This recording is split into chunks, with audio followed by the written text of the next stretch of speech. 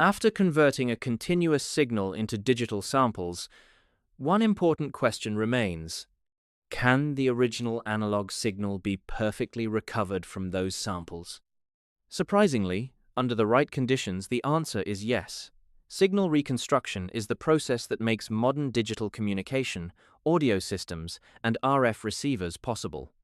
In modern communication systems, signals are frequently converted from analog form into digital samples. This process allows computers, digital processors, and communication devices to store, manipulate, and transmit information efficiently. However, the physical world remains fundamentally analog. A speaker cannot play discrete numbers directly, an antenna cannot radiate isolated digital samples.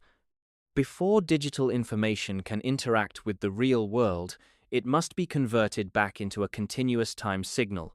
This conversion process is known as signal reconstruction. The challenge is determining whether the original signal can be accurately recovered from its samples. If important information was lost during sampling, reconstruction becomes impossible. Engineers, therefore, need a systematic method for transforming discrete samples back into a faithful analog representation. Signal reconstruction is the process of converting a discrete time-sampled signal back into a continuous time waveform.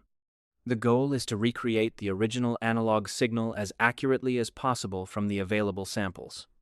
According to the sampling theorem, perfect reconstruction is theoretically possible if the original signal was band-limited and sampled at or above the Nyquist rate.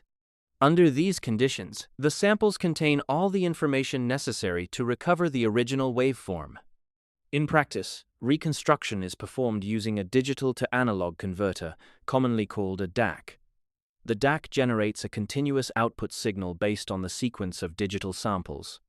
Additional filtering is often required to smooth the output and remove unwanted spectral components created during the conversion process. Intuitively, imagine drawing a smooth curve using a set of points plotted on a graph. If enough points are available and they are positioned correctly, it becomes possible to reconstruct the original curve with high accuracy. The sampled values act as reference points that define the shape of the continuous signal. Physically, consider a digital music file stored on a smartphone. The music exists as a sequence of discrete numerical samples. When the song is played, a DAC converts those samples into a continuously varying electrical signal that drives the speaker. The listener ultimately hears a smooth analog sound wave, rather than a collection of isolated sample values. Mathematically, perfect reconstruction can be viewed as filling in all the missing values between samples.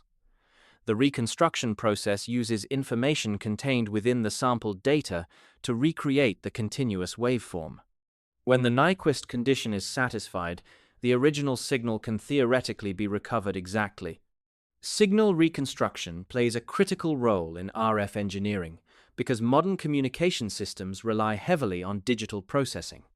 After modulation, filtering, coding, and signal manipulation occur in the digital domain, the final signal often needs to be converted back into an analog waveform for transmission. In software-defined radios, digital baseband signals are reconstructed into analog signals before being upconverted to RF frequencies and transmitted through antennas. The quality of this reconstruction directly affects transmitter performance and spectral purity. At the system level, reconstruction influences signal quality, transmitter efficiency, spectral compliance, and communication reliability. High-performance DACs and reconstruction filters are therefore essential components in advanced wireless systems, radar platforms, and satellite communication equipment. Although perfect reconstruction is theoretically possible, practical systems always contain imperfections. DAC resolution limits, timing errors, quantization effects, and non-ideal reconstruction filters can introduce distortion into the recovered signal.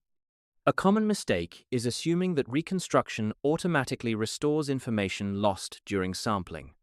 If aliasing occurred because the signal was sampled below the Nyquist rate, reconstruction cannot recover the missing information.